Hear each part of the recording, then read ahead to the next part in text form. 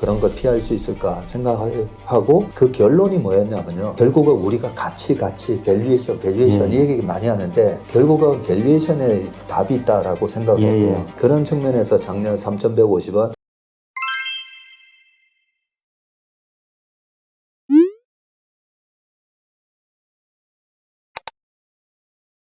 안녕하세요. 네, 정말 반갑습니다. 추석입니다. 풍요롭죠. 저는 올해 그 농사가 그 기후 변화 때문에 별로 추석다운 추석을 못 맞이하고 있습니다.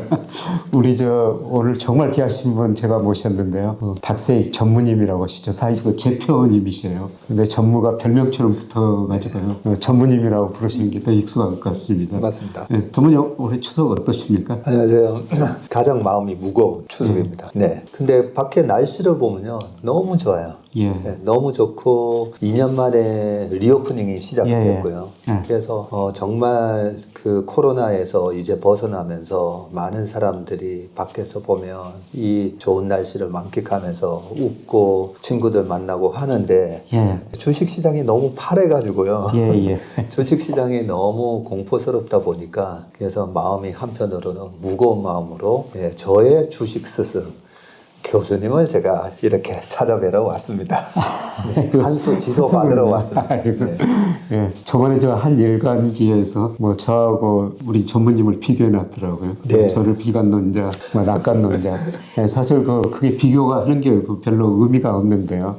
근데 저도 요새 보면은 제가 이제 작년 하반기부터 주식 비중 좀 줄이시라고 이렇게 말씀을 드렸는데 그거는 제가 평가하는 명목 GDP, 그 다음에 일평균 수출 금액, 그 다음에 통화량 이런 거에 비해서 가대평가됐기 때문에 주식 비중을 좀 줄이라 이런 말씀을 드렸는데 근데 올해 와서 지금 주가가 급락하다 보니까 제가 가지고 있는 이런 경제 변수에서 주가가 다 가소평가 영역에 들어서 버렸어요. 그래서 요새 저는 뭐 주식 줄이라는 말씀을 이제 더 이상 드릴 수가 없을 것 같습니다. 저는 최근에 교수님 방송을 그전부터 뭐 정확하게 따져보면 2004년도에 교수님이 쓰신 프로로 사는 법 그 책을 밑줄 그어가면서 옛날부터 우리 교수님 대신증권 리서치 센터장을 맡으실 때부터 저는 교수님의 말씀 하나하나를 늘 메모하면서 투자에 늘 도움을 받아왔었기 때문에 최근에도 교수님이 이제는 약간 이 지수대에서는 주식을 이제 싸게 사는 그런 기회로 삼아야 된다는 그런 말씀을 마지막 이 한 번의 위기를 잘 이용을 해야 된다. 그런 긍정적인 말씀도 자주 주시거든요. 그래서 저한테는 참 많은 도움이 되고 있고요. 작년에도 교수님이 우리 GDP 그리고 수출 말씀을 해주시고 마지막에 이제 통화량 이런 걸로 과대평가되어 있다는 그 부분을 지적을 계속 해주셨기 때문에 작년에 저희가 3,150 이상에서는 고객 자금을 안 받았었거든요. 그리고 저희 고객 자금을 거의 다 주식을 비웠던 것도 3,150 근처에서 다 주식을 비웠었는데요. 저한테는 항상 큰 가르침을 주셨기 때문에 오늘도 이 주식 시장이 너무 힘들어가지고요. 사실은 교수님한테 한 수 배우려고 이렇게 또 왔습니다. 좀 배우기는요. 참고로 저 프로로 산다는 거 부끄럽지만 제 자서전이에요. 그래서 제 자서전을 뭐 쓸만한 게 없었는데 언론사에서 하도 저를 그때 당시 보도해주고 그 다음에 한 신문사에서 어떻게 태어나고 어떻게 자랐는가 이걸 한번 보도해주더라고요. 그래서 출판사에서 자서전 쓰자고 왔었어요. 근데 제가 보니까요. 자서전 쓸 때가 제 인생의 전성기였습니다. 지금이 전성기 아니세요? 아닙니다. 그리고 나서 회사를 옮겼습니다. 인생 사이클이 계속 하락 사이클 그려갔거든요. 그래서 저는 어떤 분이 자서전 쓴다면은 그거는 인생의 절정에서 쓰는 것이다. 그래서 금융계 어떤 분이 저 자서전을 쓰시더라고요. 그걸 보면서 이분도 좀 어려운 시기를 한번 겪으셔야 되겠구나. 그 뒤로 한번 겪으시더라고요. 제가 보니까 자서전이라는 거는 정말 그 인생의 절정기에 쓰는 거구나. 그런 생각이 들었고요. 그 쓸데없는 이야기 했는데요. 저는 평생 쓰지 않겠습니다. 그렇게 하십시오. 계속 인생 상승사이클 그러든지 아니면 한 95세 정도 됐을 때 그때 자서전 쓰도록 하겠습니다. 그렇게 하시는 게 좋을 것 같습니다. 그런데 사실 저는 뭐 운용을 한 번도 해본 적이 없었어요. 운용사에만 잠시 자문회사 잠깐 있었고 몸담으셨었죠. 그때도 뭐 이코노미스트로 분석만 하고 옆에서 어떤 조언만 했지 운영을 안 해봤거든요. 예. 그런데 전무님은 계속 그 운영을 하시니까 누구보다도 시장 판단을 잘 하셔야 될 것 같고요. 했을 것 같고요. 그 다음에 정말 그러기가 어려운데 3,150원 고객 자금을 돌려줬다. 더 이상 돈을 안 받아줬다.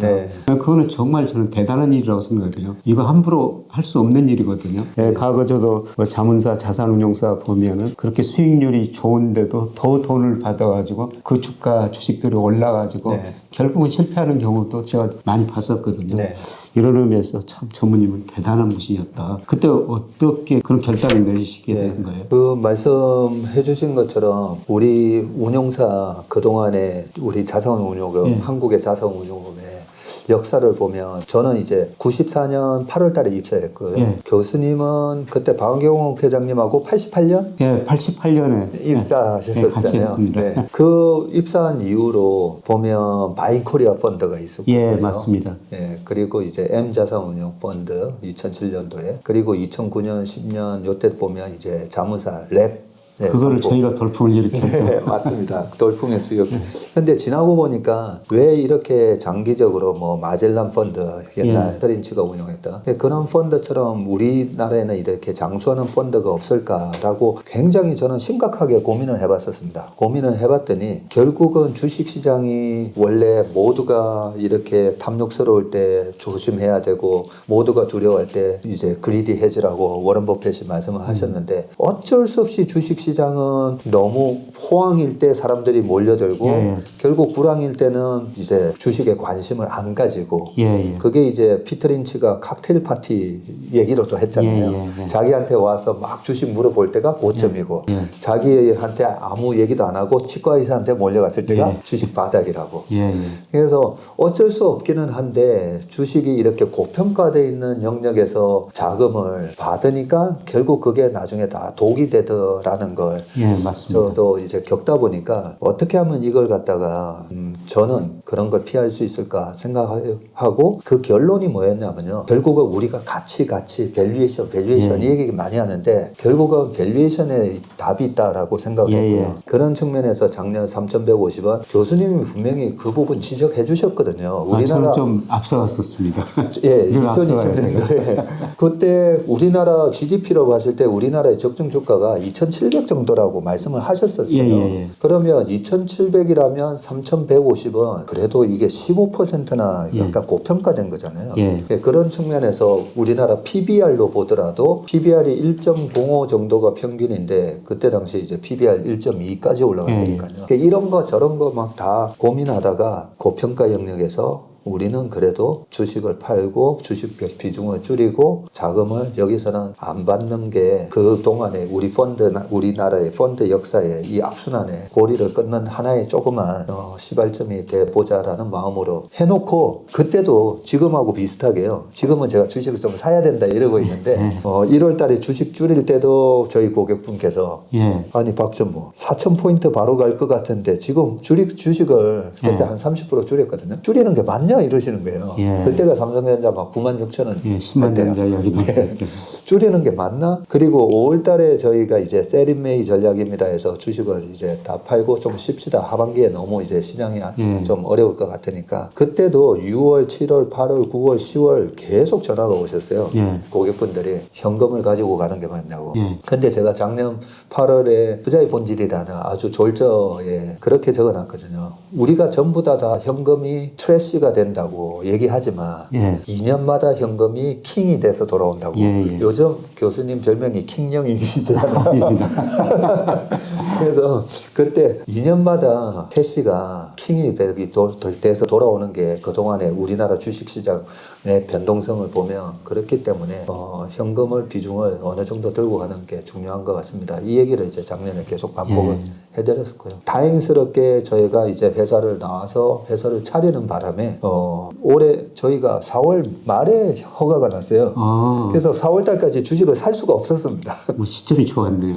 이거는 뭐 제가 뭐 시장을 잘 봐서가 아니라 올해 저는 2,600도 깨질지도 상상도 못했었습니다. 전혀 예측도 못했고요. 다행히 운이 좋게 5월 달부터 이제 주식을 살 수 있는 허가를 받았었는데 지금은 제가 PBR 0.9잖아요. 그래서 0.9에서 주식을 사면 항상 먹더라. 제가 이제 폰트를 돌려보고 그래서 요즘은 용감하게 0.9, 2,400 근처에서는 그냥 눈 감고 주식 삽시다 이러고 있는데 아우 이게 시장이 철렁거리니까 너무 무서워서 교수님 옛날 별명이 쪽집게였어요. 진짜 2004년 5년도 교수님이 떨어지는 것만 맞추신 게 아니라 올라가는 거 다 맞추셨어요 옛날에. 그래서 오늘 그거 한번 여쭤보려고 또 왔습니다.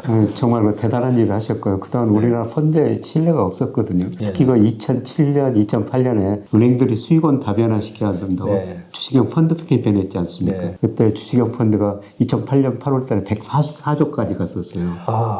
그래가지고 은행들이 그렇게 모아주니까 자산운용사들이 주식을 사고 그때 주가가 가대평가되고 2008년 8월에 글로벌 금융위기 오면서 주가가 급등하면서 정말 많은 사람들이 펀드에 가입하고 주식을 좋게 봤는데 많은 사람들이 주식에 그때 실망하게 된 거죠.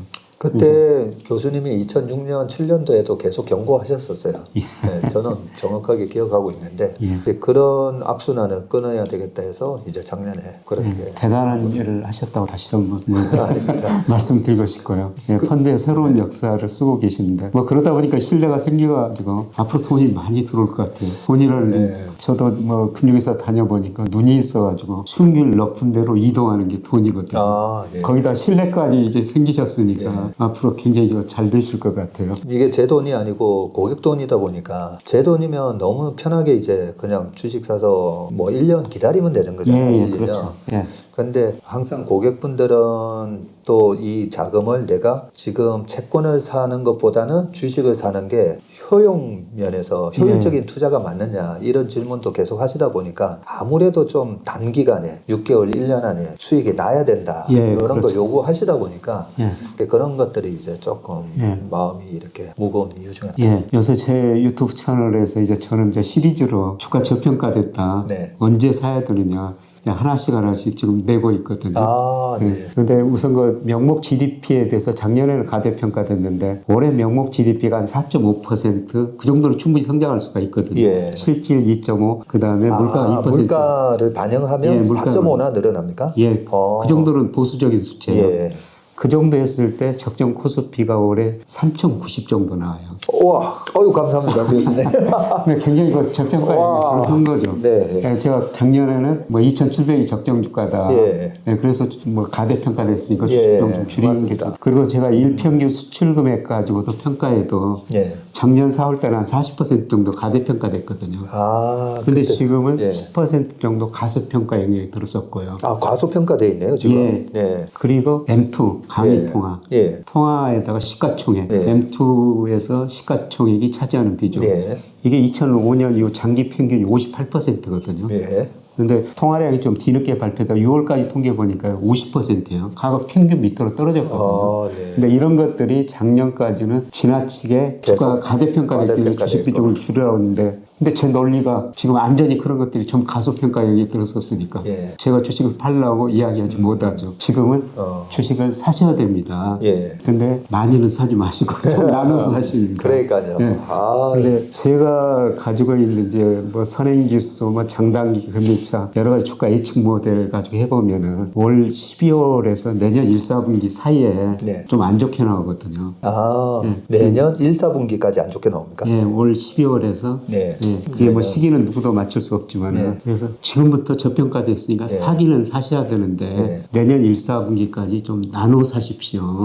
이런 말씀을 지금 드리고 있습니다. 그 부분도 제가 여쭤보고 싶었던 게 이 지금 페드가 이제 금리를 올리는 게 결국은 이제 물가를 잡기 위한 부분인데 저는 지금 리오프닝을 보면 사람들이 지금 정도 수준의 물가에는 거의 저항이 없는 것 같더라고요. 그냥 많이 적응해 가고 있죠. 여행 갈 거 다 가고 놀 거 다 놀고 저녁 모임 할 거 지금 다 하고 있는 그런 와중이라서 페드의 이 고금리 정책이 안 먹힐까 봐 안 먹히면 금리를 계속 높게 유지를 해야 되니까 그래서 경기 침체랑 이런 부분이 안 나타날까봐 좀 걱정이었거든요. 그래서 오늘 아침에 봤던 ISM 그는 서비스업 좀 제조업 높게 지수 나왔죠. 이런 것도 보면 조금 또 높게 나타나니까 예. 그래서 약간 경제가 약간 그래도 꺾어지는 모습이 좀 나와야 되는데 방금 얘기하셨던 그 1, 4분기는 우리나라만의 지표입니까? 아니면 글로벌하게 좀? 글로벌 지표까지 다 들어가 있는데, 아, 예, 뭐 국내 지표 제가 여러 가지 뭐 모델이 한 가지만 있는 게 아니라 여러 가지로 만드는데 네. 공통적으로 올 4분기 후반 내년 1분기는 안 좋게 나오거든요. 예. 네, 그런데 저 미국 경제가 올 4분기 내년 상반기에 마이너스 성장으로 나옵니다. 아, 그래요? 네, 저희가 이제 가지고 있는 모델이에요. GDP. 예, 소비가 예. 예. 그래서 다른 데는 어떻게 전망하고 있는가? 투자은행들 여러 군데 보니까요. 예. 뭐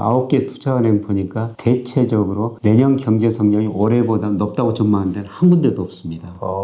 네, 그리고 너무라는 내년에 마이너스 1.1%. 오히려 마이너스 1.1요? 예, 그다음에 도이치뱅크, 그다음에 BOA 예. 이 세 군데가 내년에 마이너스 전망하고 있어요. 예. 그런데 제 모델에 나온 수치가 노무라 수치하고 거의 비슷하거든요. 아. 네, 그래서 저는 수요가 이쪽 때문에 물가 상승률이 많이 낮아질 것이다. 예. 예. 아, 그러면, 제가 갑자기 내년 1분기 상반기가 미국의 GDP가 이제 마이너스가 나온다고 하시니까 자꾸만 이제 1980년도가 생각나거든요. 예. 1979년 1차 오일 쇼크 있고 1980년 4월 달에 미국의 CPI가 14.8%가 예, 나왔을 맞습니다. 때 그때 1980년 1월부터 7월까지 1차 리세션이 왔었잖아요. 그때 이제 금리를 올렸다가 다시 이제 금리를 낮춰도 될 만큼 이제 물가가 처음에 좀 잡히는 듯 했다가 1982년, 83년 넘어갈 때 82년 7월부터 81년 7월이었네요. 81년 7월부터 82년 11월까지 2차 리세션이 왔었거든요. 예. 어떻게 보면 지금 거의 비슷한 현상이 비슷한 나타나네요. 현상이죠. 예. 아, 그래서 뭐 제 모델이 맞을 수도 있지만은 제가 너무나 전망치를 보면서 제 모델하고 수치들이 거의 비슷하기 때문에 예. 이런 견해도 있구나. 예, 그렇게 우리 경제도 4분기부터 전분기 대비 마이너스 성장으로 나와요. 아, 우리도 예. 이번 4분기부터요? 예, 올 4분기부터. 아, 마이너스 성장 예, 나옵니까? 예, 그거는 주로 수출이 감소하기 때문에요. 네. 예, 지금 일평균 수출이 8월 달에 전년 동월 대비 2.2% 증가했는데요. 네. 10월 이후로는 마이너스로 나오거든요. 예. 그래서 그동안 우리 경제가 수출 중심으로 성장했는데 네. 수출이 감소하면서 우리 경제도 4분기 내년 상반기에 마이너스 성장, 미국과 같이 마이너스 성장으로 나오거든요. 예. 그래서 저는 뭐 수요가 이축되기 때문에 공급 측면에서는 물가 하락률이 별로 없죠. 예. 근데 수요 측면에서 특히 미국 소비가 저는 감소할 거로 보기 때문에 예. 물가 상승률은 낮아질 것이다. 근데 물가 상승이 낮아지면 앞으로 저 금리도 낮아질 수밖에 없는데요. 저는 저 미 연준이나 한국은행이 금리를 오래 올리고 끝내리라고 보고 있어요. 저도 똑같은 생각하고 있는데, 일치했습니다, 교수님. 아이고. 감사합니다. 그래서 저는 하여튼 저평가 영역에 들어섰으니까 네. 지금은 주식을 팔지 마십시오. 아, 예. 그냥 가지고 기다리셔야 됩니다. 네. 조금 지루하기는 할 겁니다. 그렇지만 여기서 더 떨어지면 또 더 사야 됩니다. 예. 이런 말씀을 드리거든요. 근데 우리가 늘 사야 될 때 현금이 별로 없죠. 그러니까요. 다 물려 있어가지고. 예. 근데 국민연금이나 제가 사학연금 자문위원도 하는데 국민연금 해외 주식 국내 주식 연평균 수익률 한 10% 정도 되더라고요. 예. 그들의 장점은 뭐냐면 주가가 떨어졌을 때 우리가 월급 받을 때마다 국민연금 내지 않습니까? 그러니까요. 계속 살 돈이 돈이 있는 들어오니까. 거예요. 그러니까 국민연금, 사학연금은 장기적으로 수익이 될 수밖에 없어요. 예. 그런데 우리가 저도 자산 자문에서 좀 했습니다. 펀드 같은 데는 주시장이 안 좋으면 돈이 안 들어오잖아요. 오히려 안 들어오고. 그때 들어야지 네. 사가지고 수익을 낼 수 있는데. 반등 초입에 또 환매를 해나가시거든요. 예, 그렇죠. 근데 국민연금은 뭐 계속 돈이 들어오니까. 그래서 국민연금 수익률이 높을 수밖에 없다. 네. 예, 그렇게 생각하는데. 예. 중요한 중요한 거는 뭐 계속 좀 현금 흐름이 좀 있어야 된다는 거죠. 네. 내년 상반기까지. 우리 정말 귀한 박 전무님 정말 귀한 시간, 어려운 시간 내주셔서 정말 고맙고요. 아마 앞으로 뭐 저평가 국면에 들어섰으니까 뭐 박 전무님 같은 분한테 돈을 맡기면 여러분들 수익률이 굉장히 많이 올라가리라고 보고 있어요. 감사합니다. 아멘입니다. 예. 오늘 우리 김영희 교수님의 경제스쿨에 와서 교수님한테 아주 큰 가르침 하나 받고 갔습니다. 네, 코로나 때도 GDP랑 우리나라 수출, 적정 주가 수준을 또 2,700, 800 이렇게 제시를 해주셔서 밑에서 용기 있게 주식을 살 수 있었는데요. 최근에 저희 고객 자금을 운용하는 데 있어서 또 큰 지침을 받고 기준을 받고 가는 시간이 됐던 것 같습니다. 앞으로 교수님한테 자주자주 자문을 구하고 우리 나라가 금융강국이 되는데 우리 스승님 모시고 계속 정진하도록 하겠습니다. 우리 김영익의 경제스쿨 구독자 여러분들 이번 추석 아주 풍성하고 행복하고 건강한 한가위 되시길 바라겠습니다. 오늘 정말 귀한 시간 내서 고맙고요. 네. 아마 저희 구독자분들께서 정말 좋아하실 것 같습니다. 네, 행복한 추석 되십시오. 고맙습니다. 경제스쿨 애독자 여러분들, 올해 투자하기 참 어렵다는 이야기를 많이 하시는데요. 위기를 기회로 바꿀 수 있는 준비를 잘 해두신다면 지금이 바로 부를 축적해 나갈 좋은 타이밍이다. 그 타이밍을 한 번은 실패로 놓치지 않으면 하는 간절한 바람으로 같이 공부하는 투자스쿨도 열심히 준비하고 있으니 투자가 어렵다고 생각하는 분들도 함께 해보셔도 좋겠습니다. 설명글을 확인해 주시고요. 그럼 여러분 모두들 늘 좋은 오늘 되시길 바랍니다. 감사합니다.